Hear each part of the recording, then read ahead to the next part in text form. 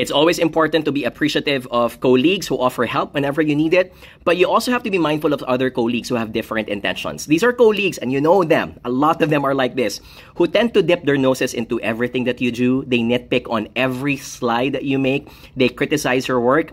It comes at the guise of wanting to help, but really all that they want is to make themselves feel superior, that they are correct all the time, and it comes at the cost of implying that you're wrong, which demoralizes you. So you have to set some healthy boundaries. You have to push back.